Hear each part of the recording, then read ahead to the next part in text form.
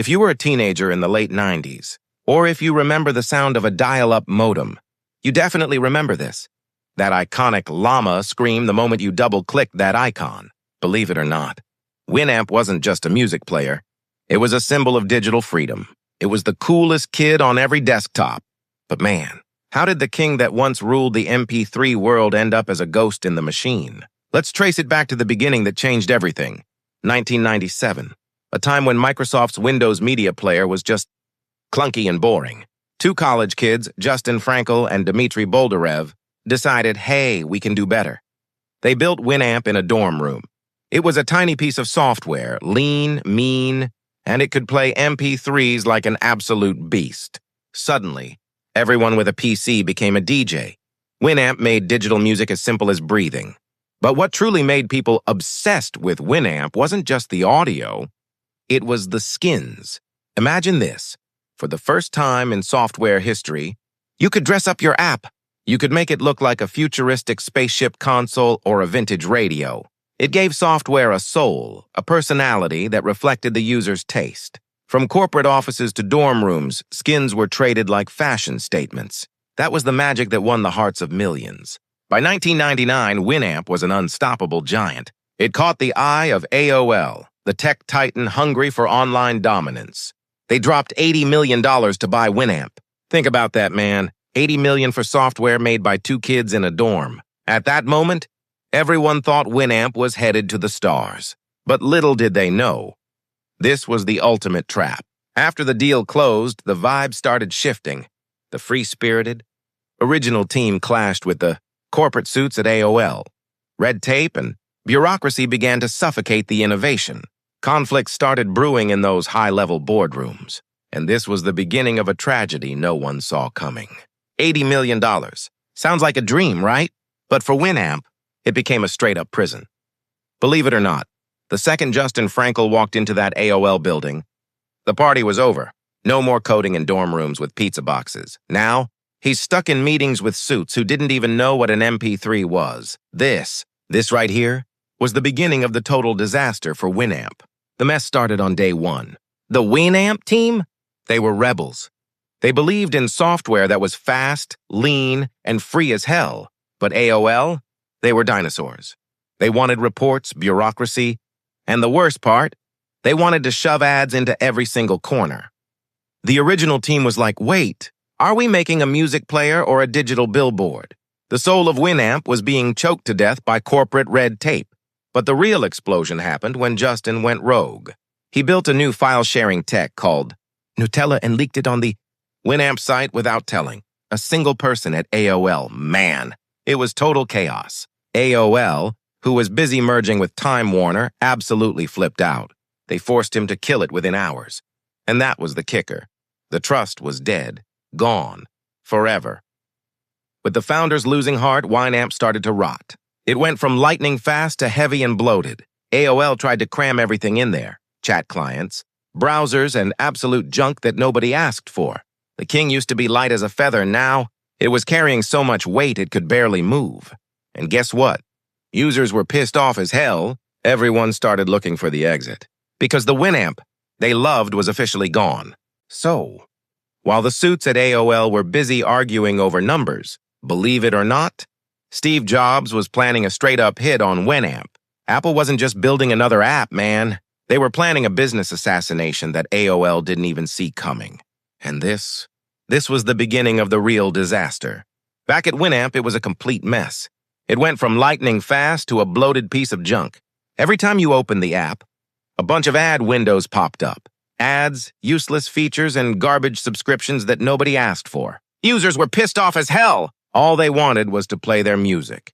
But AOL gave them trash that slowed down their entire PC. 2001, Apple drops iTunes.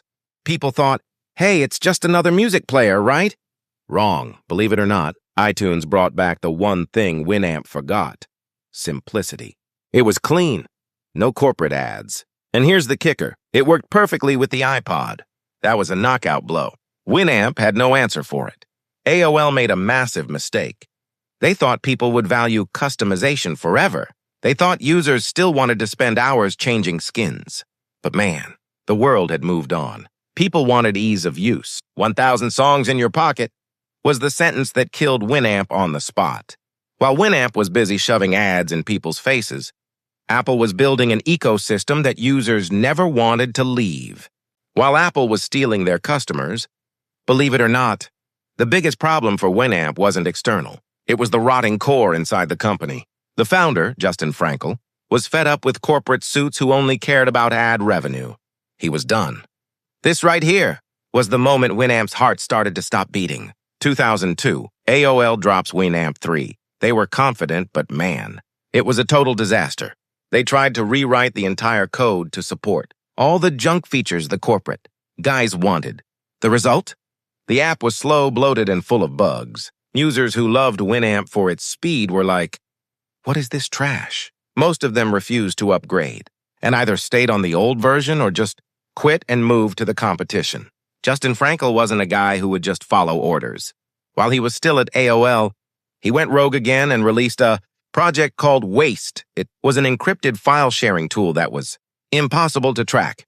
He leaked it on the Nullsoft site without telling anyone at AOL. Of course, they killed it within 24 hours. But that was his final fuck you to the corporate system. He was showing them that he didn't care about their rules anymore. Early 2004, the final straw. Justin Frankel officially quit AOL. He walked away from everything, the software he built and the massive paycheck. This was the turning point. Without its creator, Winamp was just dead code without a soul. Shortly after, AOL shut down the San Francisco office and laid off the entire original team.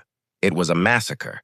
What was left was just a shell of its former glory. AOL tried to fix things with Winamp 5, literally skipping version 4 because version 3 was such a mess. But it was too late, man. Even though the software was better, the world had already moved on to iTunes and legal streaming. Winamp, in the hands of AOL, was nothing more than a ghost town. After Justin and the team walked out, believe it or not, Winamp became a zombie app. AOL tried to keep it alive, but it was too late. In 2008, something happened in Sweden that changed the rules of the world forever. A guy named Daniel Ek was about to launch Spotify. And that was the knockout punch that Winamp would never recover from. Think about it. Winamp was the king because we all had to download MP3 files to our hard drives. We had to organize folders and manage our own libraries. But Spotify came in with a much simpler idea. You don't have to download anything. Just hit play, and the whole world of music is right there. This was the moment Winamp became irrelevant. In a world of streaming, nobody cares about downloading files or changing skins anymore. Here's the kicker. AOL had the chance to be Spotify before Spotify existed. They had over 100 million Winamp users and all the tech they needed. But the suits in the boardroom were clueless. They were too busy figuring out how to sell banner ads or dial-up subscriptions. They let the chance to build a music store or a streaming service slip through their fingers. It was a massive billion-dollar blunder. By 2010, Winamp was just too heavy. Users started asking, "Why am I opening this cluttered app just to listen to one song?" While YouTube was exploding and smartphones were taking over, Winamp's mobile app was trash. It was slow, buggy, and late to the party. Everything that made it great, the speed, the coolness, was gone. It was just a bloated piece of software waiting to die. 2013, AOL finally had enough. They were done with Winamp for good, believe it or not. They just put up a short message on the website saying, "Winamp will shut down next month." That was it, man. No grand farewell, no big tribute. Just a corporate execution via a few lines of text. And that right there was when the internet absolutely lost its mind. The second the news hit, the internet caught fire. People started a Save Winamp petition with hundreds of thousands of signatures. Everyone was screaming because a part of their childhood was dying. But to AOL, those numbers meant nothing. The cold, hard truth was that nobody was paying for music on Winamp anymore. Everyone had already moved to Spotify. All that was left was nostalgia. And nostalgia doesn't pay the bills in the corporate world. But before the lights went out, a tiny Belgian company called Radionomy stepped in at the last second. People started hoping again. Is the king finally coming back? But here's the kicker. Radionomy didn't even want the music player. What they actually wanted was the Shoutcast radio directory that came with it. They bought Winamp just to gut it for the profitable parts. The player we loved? It was just a leftover that nobody cared to fix. After the deal closed, Winamp entered its darkest years. For a long time, nothing happened. No updates. A dead website. No bug fixes. The few remaining users felt abandoned. The King was now just an old antique that the new owners didn't know what to do with. It was just sitting in a warehouse, gathering dust.